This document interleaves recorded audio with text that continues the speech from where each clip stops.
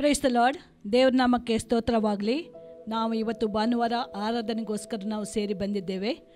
ಆರಾಧನೆಗೆ ಹೋಗುವ ಮುಂಚೆ ಒಂದು ವಾಕ್ಯವನ್ನು ನಾವು ಧ್ಯಾನ ಮಾಡುವ. ಕೀರ್ತನೆ 22ನೇ ಅಧ್ಯಾಯದಲ್ಲಿ 3, 4, 5 ಇಸ್ರಾಯೇಲರ ಸ್ತೋತ್ರ ಸಿಂಹಾಸನದಲ್ಲಿರುವಾತನೇ, ನೀನು ಪವಿತ್ರ ಸ್ವರೂಪನು. ನಮ್ಮ ಪೂರ್ವಿಕರು ನಿನ್ನಲ್ಲಿ ಭರವಸವಿಟ್ಟರು, ನಿನ್ನನ್ನು ನಂಬಿ ಉದ್ಧಾರವಾದರು.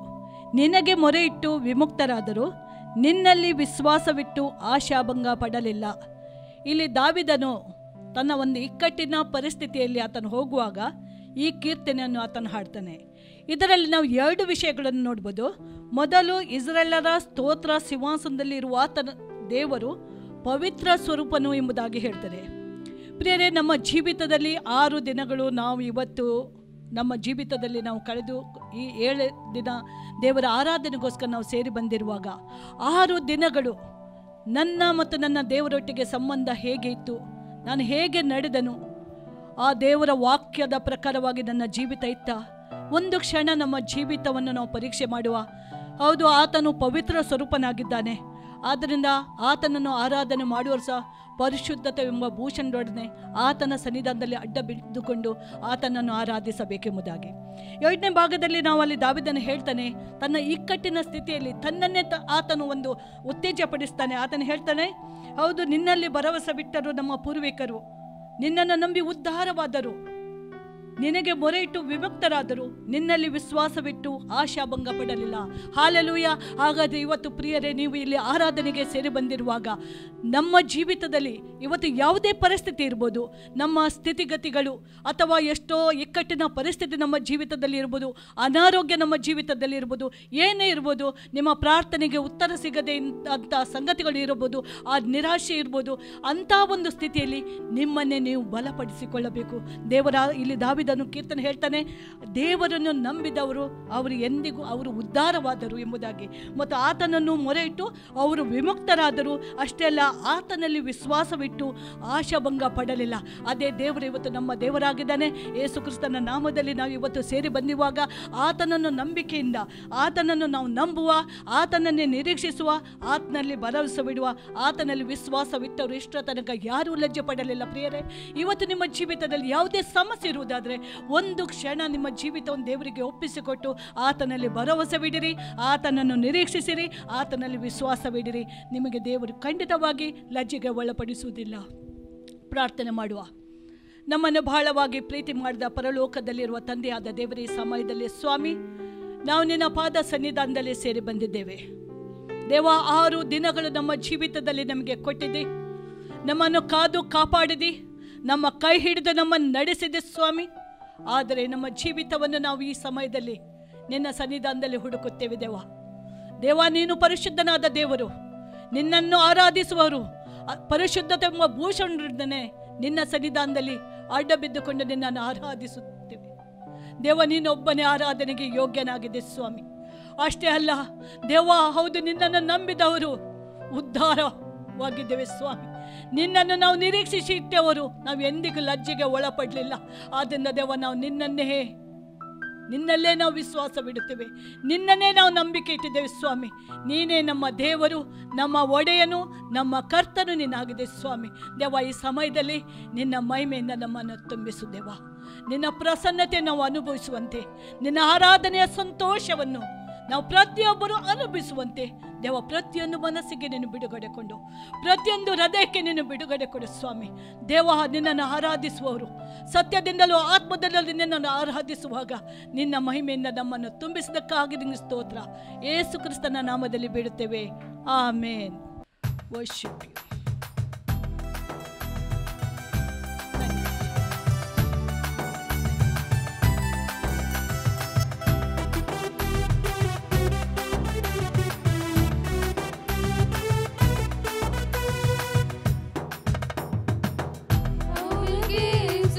करेंगे यीशु की गुणगान करेंगे, हम मिलके स्तुति करेंगे, यीशु की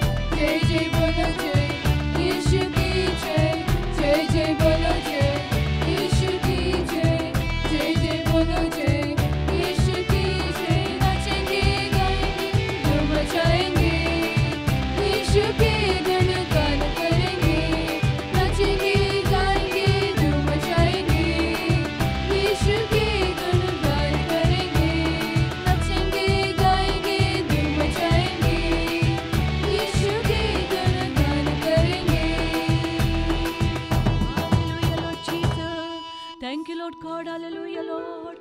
ಹೌದು ಯೇಸುವೆ, ನಿನಗೆ ಸ್ತೋತ್ರ ಸ್ವಾಮಿ. ನೀನು ನಮ್ಮ ಜೀವಿತದಲ್ಲಿ ಮಾಡಿದ ಪ್ರತಿಯೊಂದು ಉಪಕಾರಗಳನ್ನು ನೆನೆಸಿಕೊಂಡು ದೇವ, ನಾವು ನಿನಗೆ ಕೃತಜ್ಞತೆಯನ್ನು ಸಲ್ಲಿಸ್ತೇವೆ. ದೇವ, ನೀನೊಬ್ಬನೇ ನಮ್ಮ ರಾಜನು, ನೀನೊಬ್ಬನೇ ನಮ್ಮ ದೇವರು, ನೀನೊಬ್ಬನೇ ನಮ್ಮ ಒಡೆಯನು, ಕರ್ತನಾಗಿದೆ ಸ್ವಾಮಿ. ದೇವ, ನಿನ್ನನ್ನು ಆರಾಧಿಸುತ್ತೇವೆ ಸ್ವಾಮಿ. ದೇವ, ನಿನ್ನನ್ನು ಸ್ತುತಿಸುತ್ತೇವೆ. ನೀನು ನಮ್ಮ ಜೀವಿತದಲ್ಲಿ ಮಾಡಿದ ಎಷ್ಟೋ ಉಪಕಾರಗಳಿದೆ, ಒಂದೊಂದನ್ನು ಧ್ಯಾನಿಸಿಕೊಂಡು ಸ್ವಾಮಿ ಆ ಕೃತಜ್ಞತೆಯನ್ನು ಸಲ್ಲಿಸುತ್ತೇವೆ. ದೇವನಿಗೆ ಸ್ತೋತ್ರ. Hallelujah Lord, I praise you Jesus Lord. Hallelujah. Thank you Jesus, thank you Jesus, thank you Lord God. Hallelujah. Price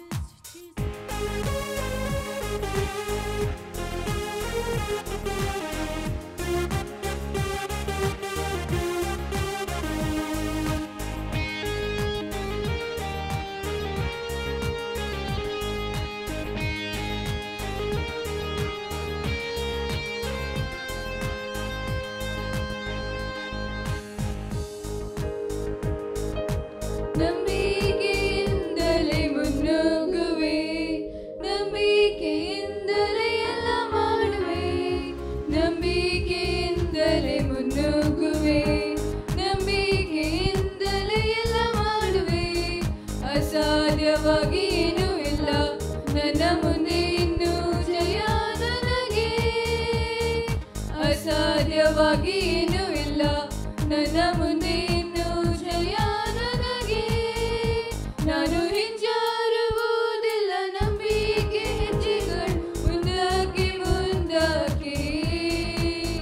ಯಾರೆಲ್ಲ ತಡೆದರು, ಏನೆಲ್ಲ ನೆನೆದರು, ಹಿಂಜಾರುವುದಿಲ್ಲ. ಅಧಿಕಾರದಿಂದ ಆಜ್ಞಾಪಿಸುವೆನ, ಪ್ರತಿಕೂಲವು ದೂರವಾಯಿತು. ಅಸಾಧ್ಯವಾಗಿ ಏನೂ ಇಲ್ಲ ನನ್ನ ಮುಂದೆ, ಇನ್ನೂ ಜಯ ನನಗೆ. ಅಸಾಧ್ಯವಾಗಿ ಏನೂ ಇಲ್ಲ ನನ್ನ ಮುಂದೆ, ಇನ್ನೂ ಜಯ ನನಗೆ. ಅಪಾಯವಿದೆ ಎಂದು ಭಯವಿಲ್ಲ, ಸೋಲಾಗುತ್ತದೆಂದು ಭಯವಿಲ್ಲ. ಅಪಾಯವಿದೆ ಎಂದು ಭಯವಿಲ್ಲ, ಸೋಲಾಗುತ್ತದೆಂದು ಭಯವಿಲ್ಲ. ಶತ್ರು ಜಯ ಹೊಂದಿ ಭವಿಷ್ಯ ಹಾಳಾಗುವುದೆಂದು, ಇನ್ನು ಜಯ ನನಗೆ. ಶತ್ರು ಜಯ ಹೊಂದಿ ಭವಿಷ್ಯ ಹಾಳಾಗುವುದೆಂದು, ಇನ್ನು ಜಯ ನನಗೆ. ನಾನು ಹಿಂಜಾರುವುದಿಲ್ಲ, ನಂಬಿಕೆ ಹೆಜ್ಜೆಗಳು ಮುಂದಕ್ಕೆ ಮುಂದಕ್ಕೆ. ಯಾರೆಲ್ಲ ತಡೆದರು, ಏನೆಲ್ಲ ನೆನೆದರು, ಹಿಂಜಾರುವುದಿಲ್ಲ. ಅಧಿಕಾರದಿಂದ ಆಜ್ಞಾಪಿಸುವೆನ, ಪ್ರತಿಕೂಲವು ದೂರವಾಯಿತು. ಅಸಾಧ್ಯವಾಗಿ ಏನೂ ಇಲ್ಲ ನನ್ನ ಮುಂದೆ, ಇನ್ನೂ ಜಯ ನನಗೆ. ಅಸಾಧ್ಯವಾಗಿ ಏನೂ ಇಲ್ಲ ನನ್ನ ಮುಂದೆ, ಇನ್ನೂ ಜಯ ನನಗೆ.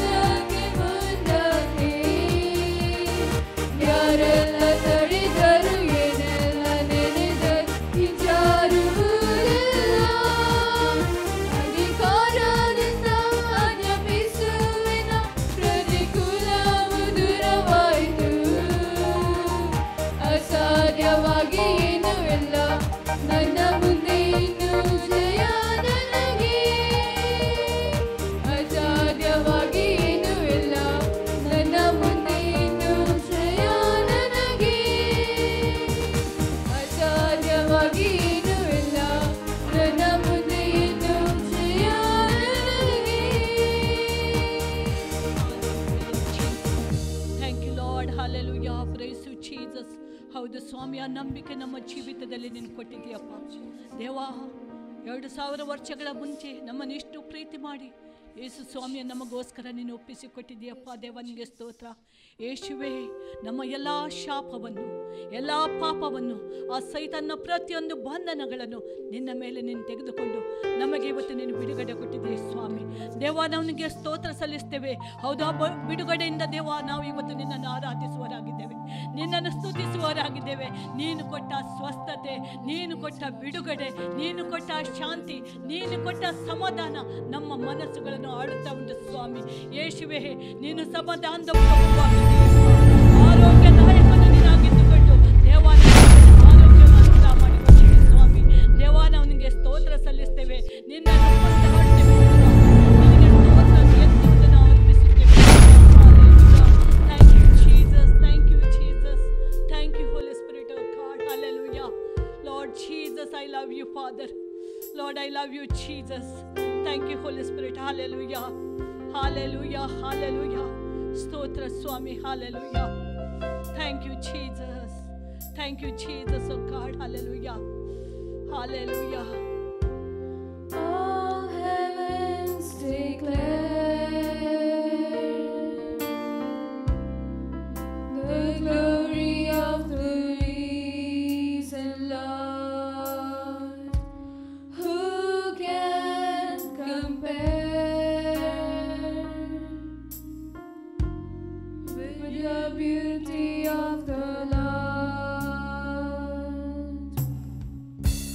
Forever you will be, forever you will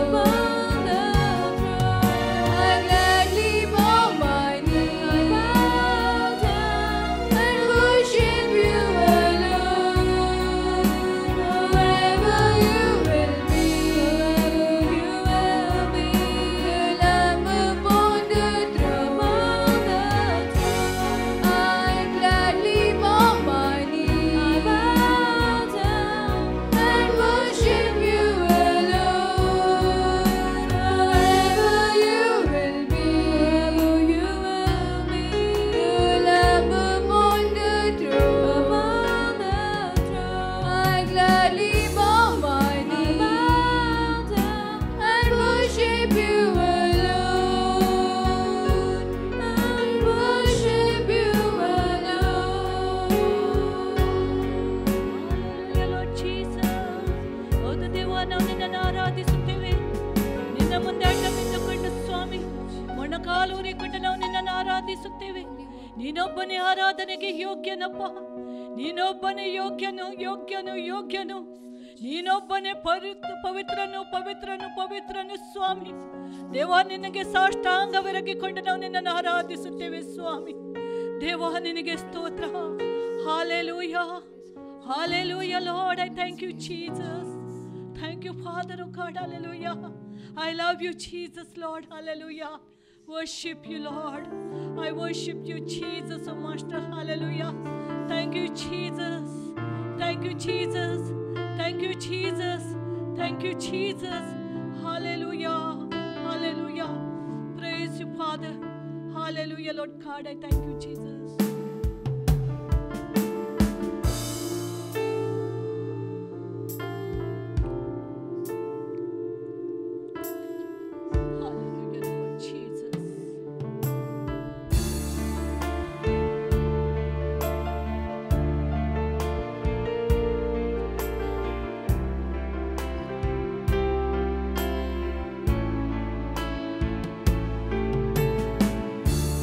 Poder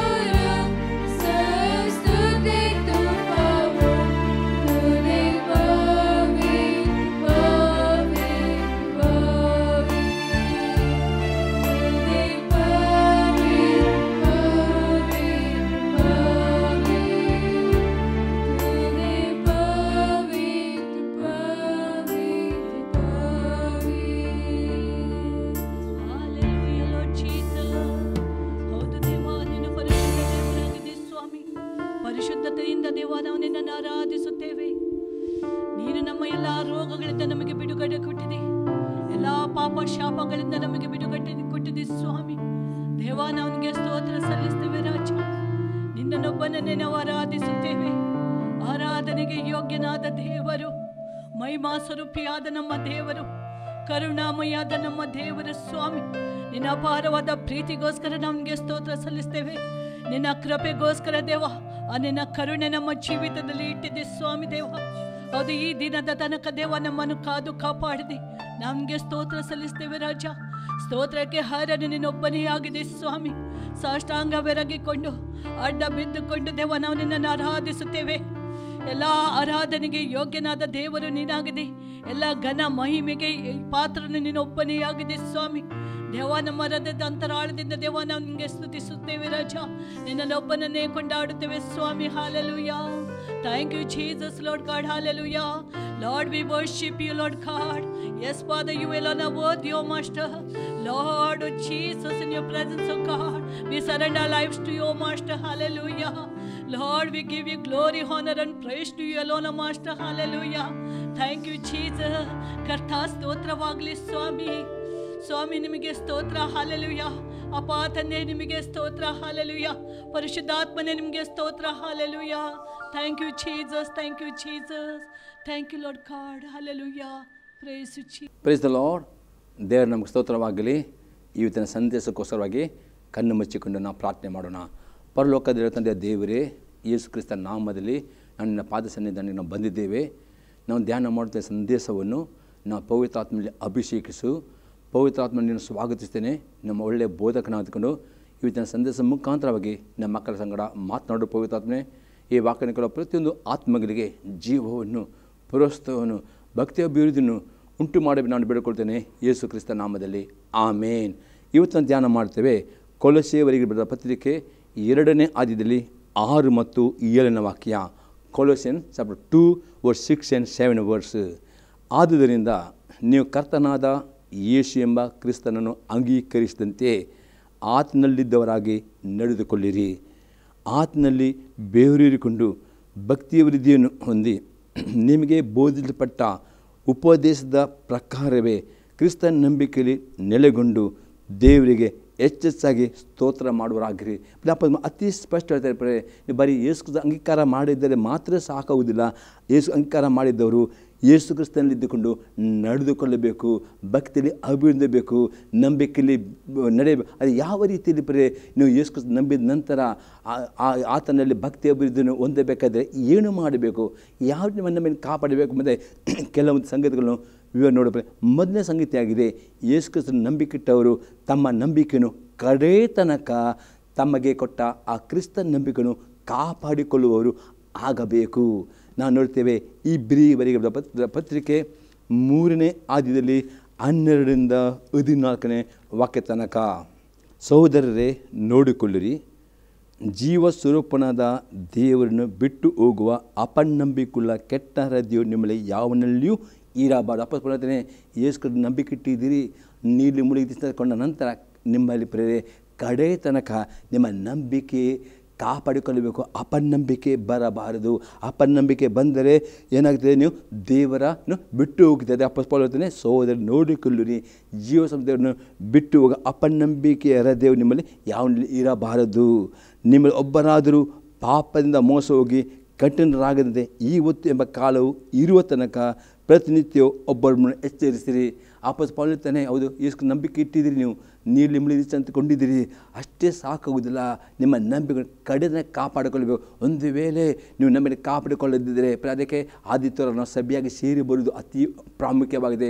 ಈ ಆದಿತ್ಯ ಸೇರಿ ಬರುವುದನ್ನು ನೀವು ಬಿಟ್ಟು ಬಿಟ್ಟರೆ ಮತ್ತು ವ್ಯಕ್ತಿಗೆ ಪ್ರಾರ್ಥನೆ ಮಾಡಿ ಬಿಟ್ಟು ಬಿಟ್ಟರೆ, ದೇವರ ಓದುವುದನ್ನು ಬಿಟ್ಟು ಬಿಟ್ಟರೆ ಪಾಪ ನಿಮ್ಮ ಒಳಗೆ ಬರ್ತದೆ. ಪಾಪ ನಿಮ್ಮ ಒಳಗೆ ಬಂದು ಅದು ನಿಮ್ಮನ್ನು ಮೋಸಪಡಿಸ್ತದೆ ಮತ್ತು ನಿಮ್ಮ ಕಠಿಣವಾಗ್ತದೆ ಮತ್ತು ನಿಮ್ಮ ನಂಬಿಕೆಯನ್ನು ಕಳೆದುಕೊಳ್ಳುತ್ತೀರಿ. ಅದಕ್ಕೆ ಅಪೊಸ್ತಲ ಪೌಲ ಹೇಳ್ತಾನೆ, ಕ್ರಿಸ್ತನ ಅಂಗೀಕಾರ ಮಾಡಿದವನು ಆತನೇ ನಡೆದುಕೊಳ್ಳಬೇಕು. ಆ ನಂಬಿಕೆ ನಿಲ್ಲಬೇಕಾದ್ರೆ ನಿಮ್ಮ ನಂಬಿಕೆಯನ್ನು, ನಿಮ್ಮ ಹೃದಯವನ್ನು ಮೋಸ ಹೋಗದಂತೆ ಅಥವಾ ಅಪನಂಬಿಕೆ ಬರದಂತೆ, ಪಾಪ ಒಳಗೆ ಬರದಂತೆ ನೀವು ಜಾಗರೂಕರಾಗಬೇಕಂತ ಅಪೊಸ್ತಲ ಪೌಲನಲ್ಲಿ ಎಚ್ಚರಿಕೆ ಕೊಡ್ತಾನೆ.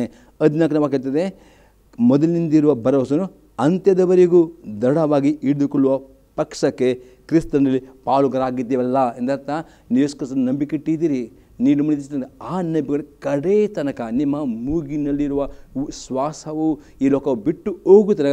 ಆ ನಂಬಿಕೆಯನ್ನು ಕಾಪಾಡಿಕೊಳ್ಳಬೇಕು, ಆ ನಂಬಿಕೆಯಲ್ಲಿ ಅಭಿವೃದ್ಧಿ ಆಗಬೇಕು, ಆ ನಂಬಿಕೆಯಲ್ಲಿ ನಡೆಯಬೇಕು. ಅದಕ್ಕೋಸ್ಕರ ನೀವು ಸಭೆಯಾಗಿ ಪ್ರತಿ ಹತ್ತಿರ ಸೇರಿ ಬರೋದು ಎಂದಿಗೂ ಆಲಸ್ಯ ಮಾಡಬೇಡ್ರಿ. ಪ್ರತಿದಿನ ವ್ಯಕ್ತಿಗತ ಪ್ರಾರ್ಥನೆ ಮಾಡಿ, ಕುಟುಂಬ ಪ್ರಾರ್ಥನೆ ಮಾಡಿ, ದೇವರ ವಾಕ್ಯ ಓದಬೇಕು. ಯಾಕಂದರೆ ನಿಮ್ಮ ಹೃದಯದಲ್ಲಿ ಅಪನಂಬಿಕೆ ಬಂದರೆ ನೀವು ದೇವರ ದೂರ ಹೋಗ್ತೀರಿ, ಪಾಪ ಬಂದರೆ ನೀವು ಮೋಸ ಹೋಗ್ತದೆ. ಹಾಗಾಗದೆ ನಿಮ್ಮ ನಂಬಿಕೆಯನ್ನು ಕಾಪಾಡಿಕೊಳ್ಳುವವರು ಆಗಬೇಕು ಕಡೆ ತನಕ ಪ್ರೇರೆ.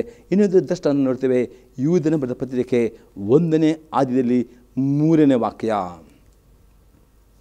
Jude chapter 1 verse 3 and 4. ಪ್ರಿಯರೇ, ನಮಗೆ ಉದುವಾಗಿರುವ ರಕ್ಷಣೆಯ ವಿಷಯದಲ್ಲಿ ನಿಮಗೆ ಬರೆಯುವುದಕ್ಕೆ ಪೂರ್ಣ ಆಸಕ್ತಿಯಿಂದ ಪ್ರಯತ್ನ ಮಾಡುತ್ತಿದ್ದಾಗ ದೇವಜನರಿಗೆ ಶಾಶ್ವತವಾಗಿರುವಂತೆ ಒಂದೇ ಸಾರಿ ಒಪ್ಪಿಸಲ್ಪಟ್ಟ ನಂಬಿಕೆಯನ್ನು ಕಾಪಾಡಿಕೊಳ್ಳುವುದಕ್ಕೆ ನೀವು ಹೋರಾಡಬೇಕೆಂದು ಎಚ್ಚರಿಸಿ ಬರೆಯುವುದು ಅವಶ್ಯವೆಂದು ತೋಚಿತು. ಯಾಕೆಂದರೆ ಭಕ್ತಿಹೀನರು ನಮ್ಮ ದೇವರ ಕೃಪೆಯನ್ನು ನೆವ ಮಾಡಿಕೊಂಡು ನಾಚಿಕೆಟ್ಟ ಕೃತ್ಯಗಳನ್ನು ನಡೆಸುವರು. ನಮ್ಮ ಒಬ್ಬನೇ ಒಡೆಯನು ಕರ್ತನೂ ಆಗಿರುವ ಯೇಸು ಕ್ರಿಸ್ತನನ್ನು ಅರಿಯದವರು ಆಗಿರುವ ಕೆಲವು ಜನರು ಸಭೆಯಲ್ಲಿ ಕಳ್ಳತನ ಉಕ್ಕಿದ್ದಾರೆ. ಅವರಿಗೆ ಈ ದಂಡನೆ ಆಗಬೇಕೆಂದು ಪೂರ್ವದಲ್ಲೇ ಅವರ ವಿಷಯ ಬರೆದಿದೆ. ಪುನಃ ಇಲ್ಲಿ ಯೂದಂತೆಯೇ ಒಂದೇ ಸಲ ಯೇಸು ಕ್ರಿಸ್ತನನ್ನು ನಂಬಿಕೊಡುವುದಂದರೆ ಅದು ಆತನ ಕೃಪೆಯಾಗಿದೆ. ಯೇಸು ಅಪೊಸ್ತಲ ಪೌಲನು ಅಂತಾನೆ ಎಫೆಸದವರಿಗೆ ಬರೆದ ಪತ್ರಿಕೆ 2ನೇ 8ನೇ ವಾಕ್ಯದಲ್ಲಿ ಯೇಸು ಕ್ರಿಸ್ತನ ಕೃಪೆಯಿಂದ ನೀವು ರಕ್ಷಣೆ ಹೊಂದಿದೆ, ಅದು ದೇವರ ವರವಾಗಿದೆ. ದೇವರು ಈ ನಂಬಿಕೆ ಅವರನ್ನು ಕೊಟ್ಟಿದ್ದಾನೆ. ಆ ನಂಬಿಕೆ ಒಂದೇ ಸಲ ಶಾಶ್ವತ. ಈ ನಂಬಿಕೆಯನ್ನು ನೀವು ಕಡೆತನ ಕಾಪಾಡಿಕೊಳ್ಳಬೇಕಾದರೆ ನೀವು ನಂಬಿಕೆ ಹೋರಾಟವನ್ನು ಮಾಡುವ. ಯಾಕೆಂದರೆ ಇದು ಅನೇಕ ಸುಳ್ಳು ಬೋಧಕರು, ಸುಳ್ಳು ಪ್ರವಾದಿಗಳು ಪ್ರೇರೆ ಗುಪ್ತವಾಗಿ ನಿಮಗೆ ಕೆಟ್ಟ ಬೋಧನೆಯನ್ನು ಬೋಧಿಕೊಂಡು ನಿಮಗೆ ಪಾಪ ಮಾಡೋದಕ್ಕೆ ಅವರು ಉತ್ತೇಜನ ಮಾಡ್ತಾರೆ. ಅದೇ ಅಪೊಸ್ತಲರು ಪಾಪ ಮಾಡಿದರೆ ನೀವು ಮೋಸ ಹೋಗ್ತೀರಿ, ಪಾಪ ಮಾಡಿದುಕೊಂಡು ನಿಮ್ಮ ಹೃದಯ ಕಠಿಣವಾಗ್ತದೆ. ಅದಕ್ಕೆ ಮತ್ತು ಅದಕ್ಕೆ ನಿಮ್ಮ ನಂಬಿಕೆಯಲ್ಲಿ ನೀವು ಕಡೆತನ ನಿಲ್ಲಬೇಕಾದ್ರೆ ಪ್ರೇರೆ ನೀವು ನಿಮ್ಮನ್ನು ಕಾಪಾಡಬೇಕು. ಆ ಕಾಪಾಡಬೇಕಾದ್ರೆ ನೀವು ವೈಯಕ್ತಿಕವಾಗಿ ನೀವು ಪ್ರಾರ್ಥನೆ ಮಾಡಬೇಕು, ದೇವರ ವಾಕ್ಯ ಓದಬೇಕು, ಪ್ರತಿ ಆದಿತ್ಯರ ಸಭೆ ಸೇರಿ ಬರುವುದು ಈ ರೀತಿ ನೀವು ನಂಬಿಕೆಯಲ್ಲಿ ಪ್ರೇರೆ ನೀವು ಕಾಪಾಡಿಕೊಳ್ಳುವುದು ಅತಿ ಅಗತ್ಯವಾಗಿದೆ ಪ್ರೇರೆ.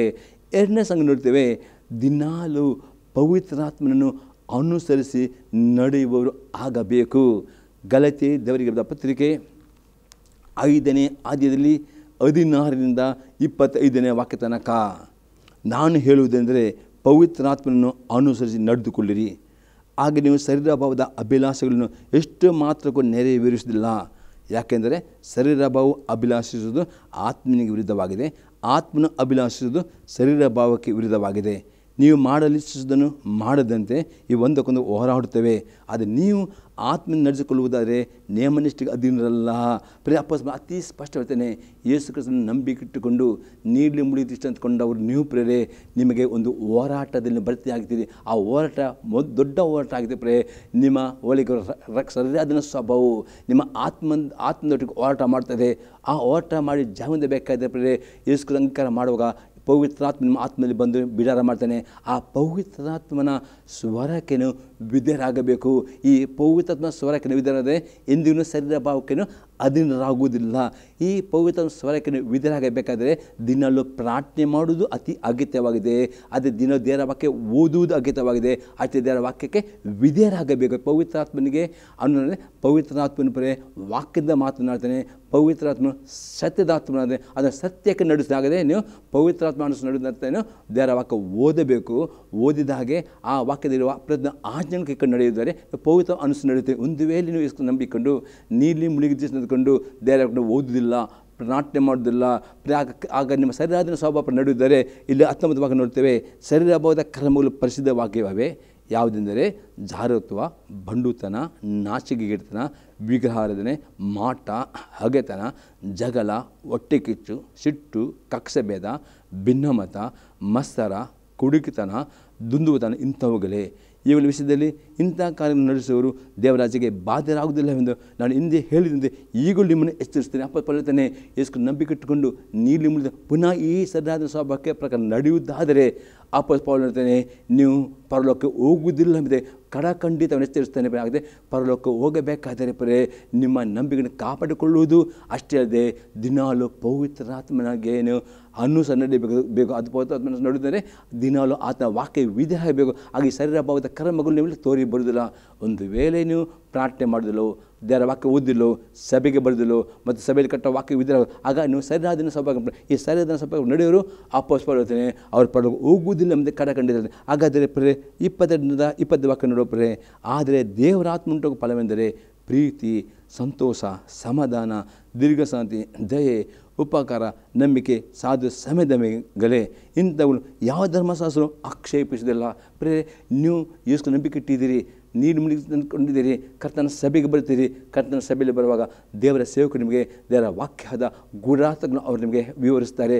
ಆ ವಾಕ್ಯವನ್ನು ಕೇಳಿ ನೀವು ವಿಧೇಯರಾಗಬೇಕು.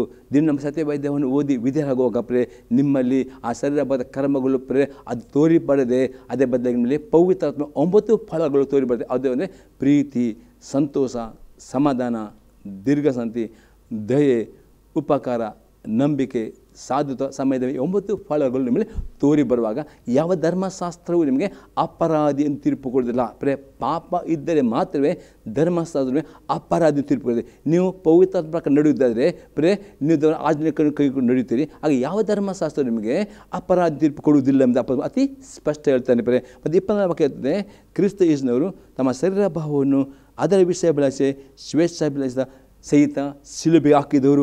ಯೇಸು ನಂಬಿಕೆ ಇಟ್ಟವರು ಪ್ರತಿದಿನ ಪ್ರೇರೆ ನಿಮ್ಮ ಶರೀರಾದಿನ ಸ್ವಭಾವವನ್ನು ದೇವರ ವಾಕ್ಯದ ಮುಖಾಂತರ ಶಿಲುಬೆಗೆ ಹಾಕಿಸಿಕೊಳ್ಳಬೇಕು. ನೀವು ಶಿಲುಬೆ ಆ ಶರೀರದ ಸ್ವಲ್ಪ ನಡೆಯದೆ ದಿನಾಲು ಪವಿತ್ರಾತ್ಮ ಸ್ವರಕ್ಕೆ ವಿಧೇಯರಾಗಿ ನಡೆಯಬೇಕು.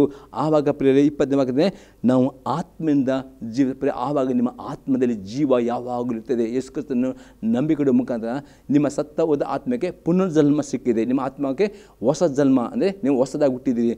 ಹೊಸದಾಗಿ ಹುಟ್ಟಿದ ನಿಮ್ಮ ಆತ್ಮವು ಸಹಾಯದಂತೆ ಕಾಪಾಡಬೇಕಾದರೆ ನೀವು ದಿನಾಲು ಪವಿತ್ರಾಂಶಕ್ಕೆ ನಡೆಯುವುದಾದರೆ ನಿಮ್ಮ ಆತ್ಮ ಜೀವ ಅದು ಅಭಿವೃದ್ಧಿ ಆಗ್ತದೆ. ನೀವು ಆತ್ಮ ಜೀವಿತದಲ್ಲಿ ಆತ್ಮನನ್ನು ಅನುಸರಿಸಿ ನಡೆಯಬೇಕು ಪ್ರೇರೆ. ಆಗ ಮಾತ್ರ ಪ್ರೇ ನೀವು ಕ್ರಿಸ್ತನ ನಂಬಿಕೆಯಲ್ಲಿ ಅಭಿವೃದ್ಧಿ ಆಗ್ತೀರಿ, ಕ್ರಿಸ್ತನ ನಂಬಿಕೆಯಲ್ಲಿ ದೃಢ ನಿಲ್ಲುತ್ತೀರಿ ಮತ್ತು ಕಡೆ ತನಕ ಆ ಕ್ರಿಸ್ತನನ್ನು ಹಿಂಬಾಲಿಸಿಕೊಂಡು ಆ ಅಂತ್ಯ ಫಲವಾದ ಆತ್ಮರಕ್ಷಣೆಯನ್ನು ಆ ನಿತ್ಯ ಜೀವವನ್ನು ಹೊಂದಿಕೊಳ್ಳುವರಾಗಿದ್ದೀರಿ. ಅದೇ ಅಪೊಸ್ತಲನ ಯೇಸು ಅಂಕರ ಮಾಡಿದಂತೆ ಆತನ ನಡೆದುಕೊಳ್ಳಿರಿ ಭಕ್ತಿಯಿಂದ ಅದಕ್ಕೆ ಅಪೊಸ್ತಲನಲ್ಲಿ ಹೇಳುವವನು ಆಗಿದ್ದಾನೆ. ಈಗ 3ನೇ ಸಂಗತಿ ನೋಡ್ತೇವೆ, ದೇವರ ವಾಕ್ಯದಲ್ಲಿ ಬೇರೂರಿ ಕೊಳ್ಳಬೇಕು. ಕೀರ್ತನೆ 1 ಅದೇ 1ರಿಂದ 3ನೇ ವಾಕ್ಯ ತನಕ, ಯಾವನು ದುಷ್ಟರ ಆಲೋಚನೆಯಂತೆ ನಡೆಯದೆ ಪಾಪಾತ್ಮರ ಮಾರ್ಗ ನಿಂತುಕೊಳ್ಳದೆ ಧರ್ಮನಿಂದ ಕೂತುಕೊಳ್ಳದೆ ಯೆಹೋವನ ಧರ್ಮಶಾಸ್ತ್ರದಲ್ಲಿ ಆನಂದ ಪಡುವವನಾಗಿ ಅದನ್ನೇ ಹಗಲಿರುಳು ಧ್ಯಾನಿಸಿದವನು ಅವನೆಷ್ಟೋ ಧನ್ಯನು. ಅವನು ನೀರಿನ ಕಾಲುವೆಯಲ್ಲಿ ಬಲಿಯಲ್ಲಿ ಬೆಳೆದಿರುವ ಮರದ ಆಗಿರುವನು. ಅಂತಹ ಮರವು ತಕ್ಕ ಕಾಲದಲ್ಲಿ ಫಲ ಕೊಡುತ್ತದಲ್ಲ, ಅದರ ಎಲೆ ಬಾಡುವುದೇ ಇಲ್ಲ.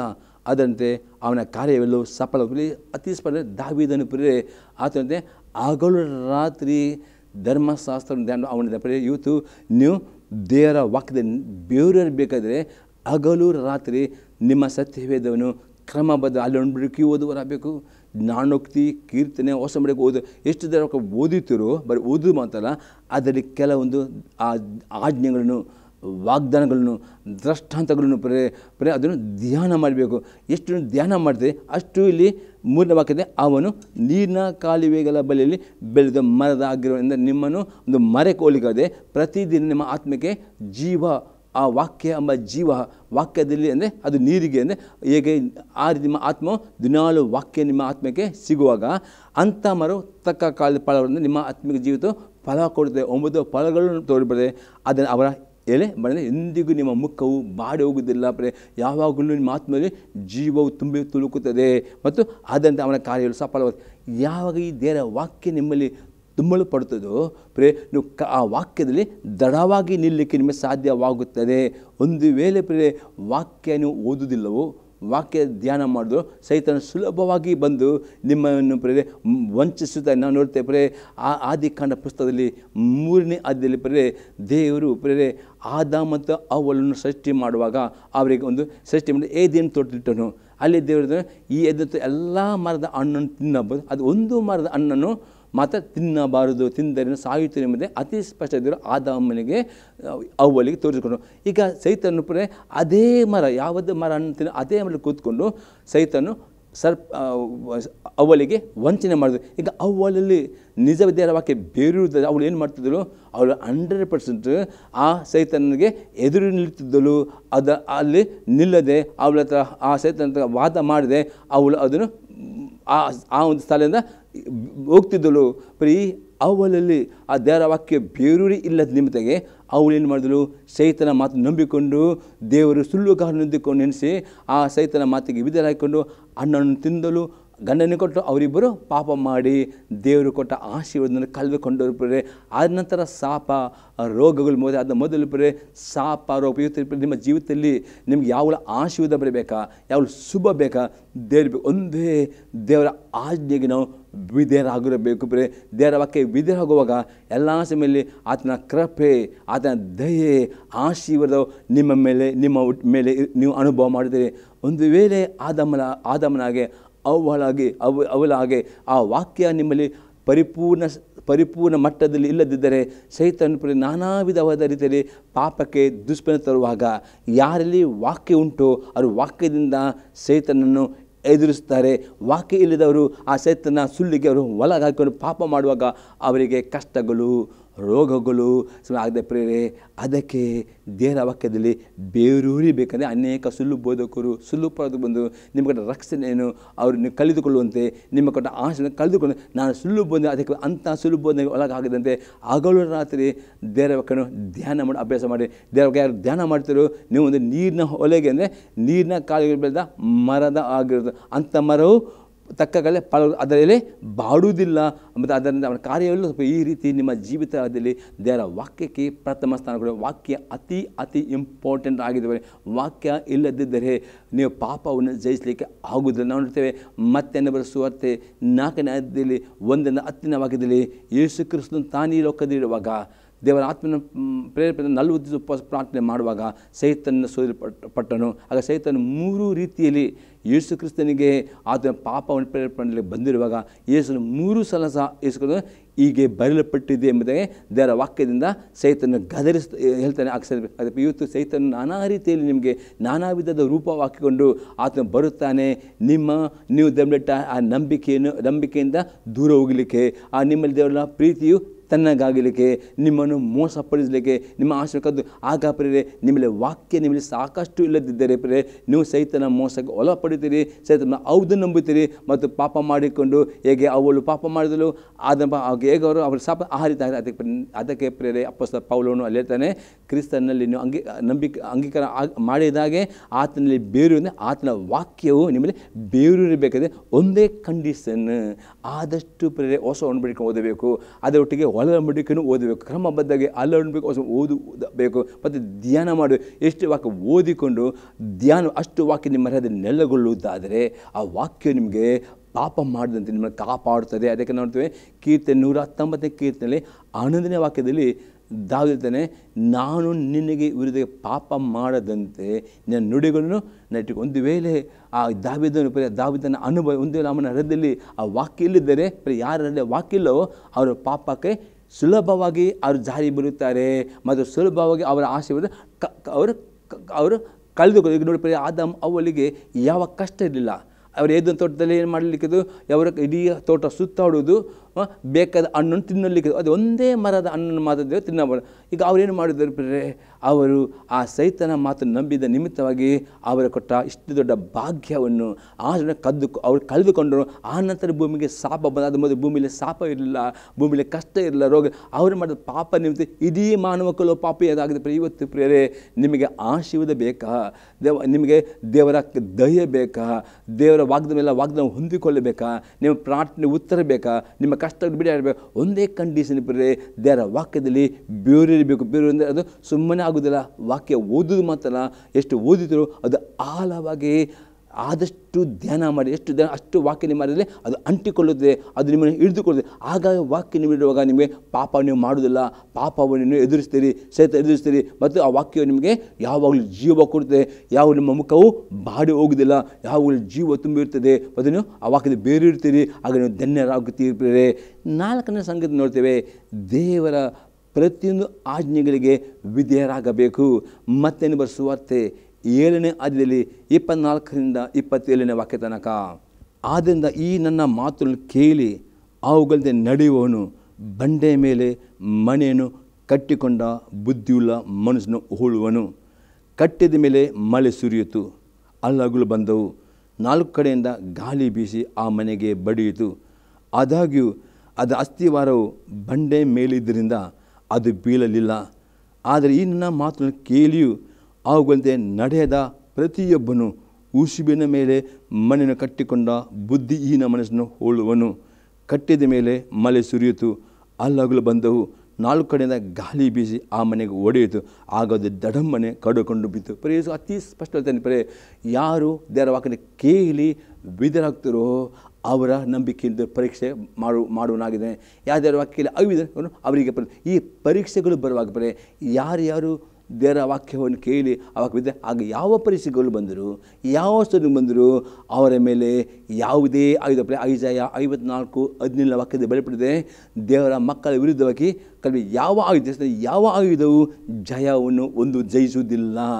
ನ್ಯಾಯವಿಚಾರಣೆಯಲ್ಲಿ ದೇವರ ಮಕ್ಕಳ ಮಾತ್ರ ಎಲ್ಲ ನಾಲ್ಕು ದೋಷನ ಖಂಡಿಸ್ತೀರಿ. ಈ ಸ್ಥಿತಿಯು ದೇವರು ಕೊಟ್ಟ ಸ್ವಾಸ್ಥ್ಯವು ದೇವರು ಸದ್ದಂಪಳ ಆಗಿದೆ ಎಂಬುದಾಗಿ ಐಜಾಯ 54:17 ಕೊಟ್ಟ ವಾಗ್ದಾನವಾಗಿದೆ. ಈ ವಾಗ್ದಾನವು ನಿಮ್ಮ ಸತ್ಯವಾಗಬೇಕಾದರೆ ನೀವು ಬರೀ ವಾಗ್ದಾನ ಕೇಳುವರಲ್ಲ, ಕೇಳಿದ ಹಾಗೆ ಆ ವಾಕ್ಯ ವಿಧರಾಗೋದರೆ ನಿಮ್ಮ ಆತ್ಮೀಯ ಜೀವಿತನು ಯೇಸು ಬಂಡೆ ಮೇಲೆ ಕಟ್ಟುತ್ತೀರಿ. ಕಟ್ಟಿದ ನಂತರ ನಿಮಗೆ ಟೆಸ್ಟ್ ಬರ್ತದೆ, ನಿಮಗೆ ಶೋಧನೆ ನಿಮಗೆ ಬರ್ತದೆ. ಆ ಪರೀಕ್ಷೆ ಯಾವುದೇ ಪರೀಕ್ಷೆ ಬಂದರೂ ನಿಮ್ಮ ಆತ್ಮೀಯ ಜೀವಿತ ಬಿದ್ದು ಹೋಗುವುದಿಲ್ಲ, ಸೋತು ಹೋಗುವುದಿಲ್ಲ, ಮುಗಿದಿಲ್ಲ, ನೀವು ದೃಢವಾಗಿ ನಿಲ್ಲುತ್ತೀರಿ. ಅದು ಯಾರು ವಾಕ್ಯನ ಕೇಳಿ ಅದರ ನಡೆದಿಲ್ಲವೋ ಅವರಿಗೆ ಪರೀಕ್ಷೆಗಳು ಕಷ್ಟಗಳು ಬರುವಾಗ ಅವರು ಬಿದ್ದು ಹೋಗ್ತಾರೆ. ಅದಕ್ಕೆ ನಿಮ್ಮ ಆತ್ಮೀಯ ಜೀವಿತವು ಕಡೆ ತನಕ ದೃಢವಾಗಿ ನಿಲ್ಲಬೇಕು, ಬಿದ್ದು ಹೋಗಬಾರದು. ಅದಕ್ಕೆ ಅಪ್ಪೋಸ್ತಲ ಪೌಲ್ ಹೇಳ್ತೇನೆ, ಖಾಲಿ ಯೇಸು ನಂಬಿಕೆ ಇಟ್ಟರೆ ಮಾತ್ರವಲ್ಲ, ನಂಬಿಕೆ ಇಡುವವರಾಗಬೇಕು, ಆತನ ಅಂಗೀಕಾರ ಮಾಡುವವರಾಗಬೇಕು, ನೀಲಿ ಮುಳಿ ದೃಷ್ಟಾಂತಗೊಳ್ಳುವವರಾಗಬೇಕು, ಸಭೆಗೆ ನಂಬಿಕೆ ಬರುವವರಾಗಬೇಕು, ಪ್ರತಿ ವ್ಯಕ್ತಿಗೆ ಪ್ರಾರ್ಥನೆ ಅಷ್ಟೇ ಅಲ್ಲದೆ ಪ್ರತಿದಿನವೂ ವಾಕ್ಯ ಓದುವವರು, ಧ್ಯಾನ ಮಾಡೋರು ವಿಧೇಯರಾಗಬೇಕು. ವಿಧೇಯರಾಗುವುದರೆ ಕಡೆ ತನಕ ನೀವು ಎಂಥ ಏನೇ ಬಂದರೂ ನಂಬಿಕೆಯಲ್ಲಿ ದೃಢವಾಗಿ ನಿಲ್ತೀರಿ.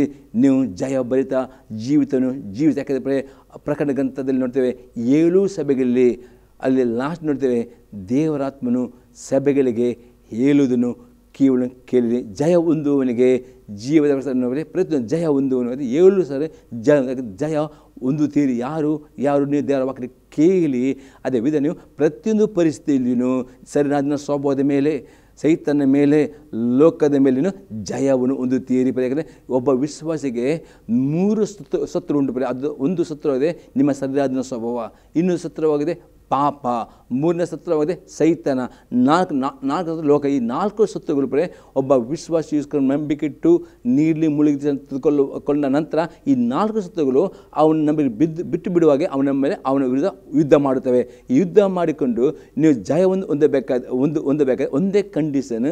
ಏನು ಈ ವಾಕ್ಯ ನೀವು TV ಮಧ್ಯದಲ್ಲಿ ಕೇಳುತ್ತೀರೋ, ಆದಿತ್ಯರ ನಿಮ್ಮ ಸೇವಕರ ಕೇಳುತ್ತೀರೋ, ಆ ವಾಕ್ಯ ವಿಧೇಯ ಹೋಗಿದ್ದರೆ ಯಾವುದೇ ಪಾಪವಾಗಲಿ, ಶರೀರದ ಸ್ವಭಾವವಾಗಲಿ, ಲೋಕವಾಗಲಿ, ಯಾವುದೇ ಶತ್ರುಗಳು ನಿಮ್ಮ ಮೇಲೆ ಜಯ ಹೊಂದುವುದಿಲ್ಲ. ನೀವು ಅವರ ಮೇಲೆ ಜಯವನ್ನು ಹೊಂದುತ್ತೀರಿ ಮತ್ತು ನಿಮ್ಮ ನಂಬಿಕೆಯಲ್ಲಿ ಅಭಿವೃದ್ಧಿ ಆಗುತ್ತೀರಿ. ಅದಕ್ಕೆ ನಿಮ್ಮ ನಂಬಿಕೆ ಅಭಿವೃದ್ಧಿ ಆಗುವುದು ಅತಿ ಪ್ರಾಮುಖ್ಯವಾದ. ಅದಕ್ಕೆ ದೇವರ ವಾಕ್ಯಕ್ಕೆ ಪರಿಪೂರ್ಣ ವಿಧೇಯತೆ ಅತಿ ಇಂಪಾರ್ಟೆಂಟ್. ವಿಧೇಯರಾಗದವರು ಆ ಬಿದ್ದು ಹೋಗ್ತಾರೆ ಎಂಬುದರಲ್ಲಿ ಯೇಸು ಕ್ರಿಸ್ತನು ಸಾಂಬದ ಮುಖ ಅತಿ ಸ್ಪಷ್ಟ ತಿಳಿಯಪಡಿಸುವನಾಗಿದ್ದಾನೆ. ಈಗ 5ನೇ ಸಂಗತಿ ನೋಡ್ತೇವೆ, ಕ್ರಿಸ್ತ ನಂಬಿಕೆಯಲ್ಲಿ ನೆಲೆಗೊಳ್ಳಬೇಕು. ಇಬ್ರಿಯವರಿಗೆ ಬರೆದ ಪತ್ರಿಕೆ 13ನೇ ಅಧ್ಯಾಯದಲ್ಲಿ 9ನೇ ವಾಕ್ಯ, ನಾನಾ ವಿಧವಾದ ಅನ್ಯೋಪದೇಶಗಳ ಸೆಲವಿಗೆ ಸಿಕ್ಕಬೇಡಿರಿ, ದೇವರ ಕೃಪೆಯನ್ನು ಆತುಕೊಂಡು ಮನಸ್ಸು ದೃಢ ಮಾಡಿಕೊಳ್ಳುವುದು ಉತ್ತಮವೇ. ಅಲ್ಲಿ ಅಪೊಸ್ತಲರು ಹೇಳ್ತಾನೆ, ನಾನಾ ವಿಧವಾದ ಅನ್ಯೋಪದೇಶಗಳ ಸೆಲವಿಗೆ ಸಿಕ್ಕಬೇಡಿರಿ, ದೇವರ ಕೃಪೆಯನ್ನು ಆತುಕೊಂಡು ಮನಸ್ಸು ದೃಢ ಮಾಡಿಕೊಳ್ಳುವುದು ಉತ್ತಮ. ಅಪೊಸ್ತಲರು ನಾನು ಇವತ್ತು ಲೋಕ ನಾನಾ ವಿಧವಾದ ಸುಳ್ಳು ಉಪದೇಶಗಳು ಎದ್ದು ಬಂದಿದ್ದಾರೆ. ಅದಕ್ಕೆ ಅಪ್ಪನೇ ಆ ನಾನಾವಿಧ ಉಪದೇಶಕ್ಕೆ ನೀವು ಸಿಕ್ಕಿಕೊಳ್ಳದೆ ನಿಮ್ಮ ದೃಢವಾಗಿ ಕಾಪಾಡಿಕೊಳ್ಳಬೇಕು. ನಿಮ್ಮ ಸಿಕ್ಕದ ಬೋಧನೆ, ನಿಮ್ಮ ಸಭಾ ಪಾಲಕರು ಕೊಟ್ಟ ಬೋಧನೆ ಬದ್ಧ ಹಿಡ್ಕೊಳ್ಳಿ. ಅದಕ್ಕೋಸ್ಕರ ಆಗ ಮಾತ್ರ ನಿಮ್ಮ ನಂಬಿಕೆಯಲ್ಲಿ ನೀವು ನೆಲೆಗೊಳ್ಳುತ್ತೀರಿ, ನೀವು ಚಂಚಲರಾಗುವುದಿಲ್ಲ. ಇನ್ನೊಂದು ವಾಕ್ಯ ನೋಡ್ತೇವೆ, ಎಫೆಸ ದೇವರ ಪತ್ರಿಕೆ 4ನೇ ಅಧ್ಯಾಯದಲ್ಲಿ 14ರಿಂದ 16ನೇ ವಾಕ್ಯ ತನಕ. ನಾವು ಇನ್ನು ಮೇಲೆ ಕೂಸುಗಳಾಗಿರಬಾರದು, ದುರ್ಜನರ ವಂಚನೆಗೂ ದುರ್ಬೋಧಕರ ಕುಯುತಿಗೂ ಒಳಬಿದ್ದು ನಾನಾ ಉಪದೇಶಗಳಿಂದ ಕಂಗೆಟ್ಟು ಗಾಳಿಯನ್ನು ಅತ್ತಿತ್ತ ನೂಕಿಸಿಕೊಂಡು ಹೋಗುವವರ ಆಗಿರಬಾರದು. ಇದು ಅನೇಕ ವಿಧವಾದ ಉಪದೇಶಗಳು ಪ್ರವಾದನೆಗಳು ಬರುತ್ತವೆ. ಅದಕ್ಕೆ ಅಪ್ಪನೇ ನೀವು ಕೂಸುಗಳಾಗಿರಬಾರದು. ಯಾರು ಕೂಸುಗಳು? ಯಾರು ದೇವರ ವಾಕ್ಯವನ್ನು ಕೇಳಿ ನೀವು ವಿದ್ಯರಾಗುವುದಿಲ್ಲವೋ, ದೇವರ ವಾಕ್ಯ ನೀವು ಕೂಸುಗಳಾಗಿದ್ದರೆ ಇಂಥ ಉಪದೇಶಕ್ಕೆ ಅವರು ಒಳಪಡುತ್ತಾರೆ. ಅದಕ್ಕೆ ಅಪ್ಪಸ್ಪಡೋನು ಹೇಳ್ತಾನೆ, ನಾವು ಇನ್ನು ಮೇಲೆ ಕೂಸುಗಳಾಗಿದ್ದರೆ ನೀವು ಇನ್ನು ಆತ್ಮೀಯ ಕೂಸುಗಳಾಗಿರಬಾರದು. ಅದಕ್ಕೆ ಬದಲಿಗೆ ನಿಮ್ಮ ನಂಬಿಕೆಯಲ್ಲಿ ಒಂದು ಆತ್ಮೀಯ ಜೊತೆ 3 ಹಂತವನ್ನು, ಒಂದು ಮಗು, ಯೌವನ ಪ್ರಾಯಸ್ಥ. ನೀವು ಯೇಸು ನಂಬಿಕೆ ಇಡುವಾಗ ನೀವು ಒಂದು ಮಗುವಾಗಿ ಹುಟ್ಟಿದ್ದೀರಿ. ಈ ಮಗು ಅದವನು ಬೆಳೆದುಕೊಂಡು ಬಂದು ಯೌವನಕ್ಕೆ ಬರೆಯುವ ಯೌವನ ಅದ 3 ಸ್ಟೇಜ್ ಉಂಟು. ಈ 3 ಸ್ಟೇಜಿಗೆ 1ರಿಂದ 2ನೇ ಸ್ಟೇಜ್ 3ನೇ ಸ್ಟೇಜ್ ಬರಬೇಕಾದ್ರೆ ಎಲ್ಲ ಪಸ್ಪಾಲ್ತಾನೆ. ಆ ಮಧ್ಯದಲ್ಲಿ ನಾನಾ ವಿಧವಾದ ಸುಳ್ಳು ಬೋಧಕರು, ದುಷ್ಟನವರು ಅವರ ವಂಚನೆಗೆ ಒಳಪಟ್ಟರೆ ನೀವೇನಾಗ್ತೀರಿ? ನೀವು ಆತ್ಮೀಯ ಅಭಿವೃದ್ಧಿ ಆಗುವುದಿಲ್ಲ. ಅದಕ್ಕೆ ನಿಮ್ಮ ಆತ್ಮೀಯ ಅಭಿವೃದ್ಧಿ ಬೇಕಾ, ನಂಬಿಕೆ ನೋಡಬೇಕಾದ್ರೆ ಈ ಸುಳ್ಳು ಬೋಧನೆ ಕಿವಿಗೊಡದೆ ನಿಮ್ಮ ಸಭೆಯಲ್ಲಿ ನೀವು ಏನು ಟಿ ಮದುವೆ ಸಂತೆ ಕೇಳಿತಿರೋ ನಿಮ್ಮ ಸಭಾಪತಿ ನಿಮ್ಮ ವಾಕ್ಯಗಳು, ಆ ವಾಕ್ಯವನ್ನು ಭದ್ರವಾಗಿ ಹಿಡಿದುಕೊಳ್ಳಬೇಕು. ಆ ವಾಕ್ಯ ವಿಧಾಗಿ ನಡೆದರೆ ಇಂಥ ಸುಳ್ಳು ಬೋಧನೆಗೂ ಒಳಪಡುವುದಿಲ್ಲ ಎಂದು ಅಪ್ಪಸ್ವಾಮಿ ಹೇಳ್ತಾನೆ. ಒಳಪಟ್ಟರೆ ಅವರು ಕೂಸುಗಳಾಗಿರುತ್ತಾರೆ. ಅವರೇನಂತಾರೆ, ನಾನು ಇದು ಕಂಗೆಟ್ಟು ಅವರ ಆತ್ಮೀಯ ಅಭಿವೃದ್ಧಿ ಹೋಗುವುದಿಲ್ಲ. ಅವರ ಸಂಚಲನ ಆಗುತ್ತೆ, ಅವರ ಮನಸ್ಸು ಸಂಚಲವಾಗುತ್ತದೆ. ಮತ್ತು 15ನೇ ವಾಕ್ಯ, ಪ್ರೀತಿಯಿಂದ ಸತ್ಯವನ್ನು ಅನುಸರಿಸುತ್ತಾ ಬೆಳೆದು ಎಲ್ಲ ವಿಷಯಗಳಲ್ಲಿಯೂ ಕ್ರಿಸ್ತ ಐಕ್ಯವನ್ನು ಹೊಂದುತ್ತಾ ಬರಬೇಕು. ಹಾಗಾದ್ರೆ ಏನು ಮಾಡಬೇಕು? ಏನೇನು ಸಂದೇಶ ಕೇಳಿ ಟಿ ಮಾಧ್ಯಮದಲ್ಲಿ ಅದು ನಿಮ್ಮ ಸಭೆಯಲ್ಲಿ ಅದು ಕೇಳಿ ಆ ಸ್ವಸ್ಥ ಬೋಧನೆಗೆ ವಿದ್ಯರಾಗಿದ್ದರೆ ಮಾತ್ರವೇ ಏನಾಗಿದೆ? ಯೇಸು ಕ್ರಿಸ್ತನೊಟ್ಟಿಗೆ ಐಕ್ಯರಾಗ್ತೀರಿ. ಯೇಸು ಕ್ರಿಸ್ತನಲ್ಲಿ ಒಂದಾಗುತ್ತೀರಿ, ಐಕ್ಯವಾಗ್ತೀರಿ. ಮತ್ತು 16ವಾಗಿದೆ, ಆತನ ಶಿರಸ್ಸು ದೇವೆಲ್ಲ ಆತನ ತನ್ನಲ್ಲಿರೋ ಎಲ್ಲ ನರಗಳಿಂದ ಬಿಗಿಯಾಗಿ ಸಿಡಲ್ಪಟ್ಟು ಪ್ರತಿ ಅಂಗದಿಂದ ಅದರ ಶಕ್ತಿಯ ಪ್ರಕಾರ ಸಹಾಯ ಹೊಂದಿ ಪ್ರೀತಿಯಿಂದ ಐಕ್ಯವಾಗಿ ಕ್ಷೇಮಾಭಿವೃದ್ಧಿ ಹೊಂದುತ್ತದೆ. ಅದತ್ತ ಎಷ್ಟು ನೀವು ಆ ಸ್ವಸ್ಥ ಬೋಧನೆ ಕೇಳುತ್ತೀರೋ ಆ ಸ್ವಸ್ಥ ಬೋಧನೆ ದೃಢ ಆಗ ಈ ದುರ್ಜನಕರ ವಂಚನೆಗೆ ಒಳಪಡೋದಿಲ್ಲ, ಸುಲಭ ಬೋಧನೆಗೆ ವಂಚನೆ ಒಳಪಡೋದಿಲ್ಲ. ನೀವು ಪ್ರೀತಿಯಲ್ಲಿ ಅವಕ್ಕೆ ನೀವು ವಿಧೇಯರಾಗಬೇಕು. ವಿಧೇಯರಾಗುವ ಯೇಸು ಕ್ರಿಸ್ತನ ಅನ್ಯತೆಯನ್ನು ಯೇಸು ಕ್ರಿಸ್ತನೊಟ್ಟಿಗೆ ಅನ್ಯನಾಗಿ ತೀರಿಪರೆ. ಈ ರೀತಿ ನಿಮ್ಮ ನಂಬಿಕೆಯು ನೆಲೆಗೊಳ್ಳಬೇಕು. ಇನ್ನೊಂದು ಎಕ್ಸಾಂಪಲ್ ನೋಡ್ತೇವೆ. ಪೇತ್ರನು ಬರೆದ 2ನೇ ಪತ್ರಿಕೆ ಅದರಲ್ಲಿ 3ನೇ ಅಧ್ಯಾಯದಲ್ಲಿ 17 ಮತ್ತು 18ನೇ ವಾಕ್ಯ. 2 ಪೀಟರ್ 3:17 and 18.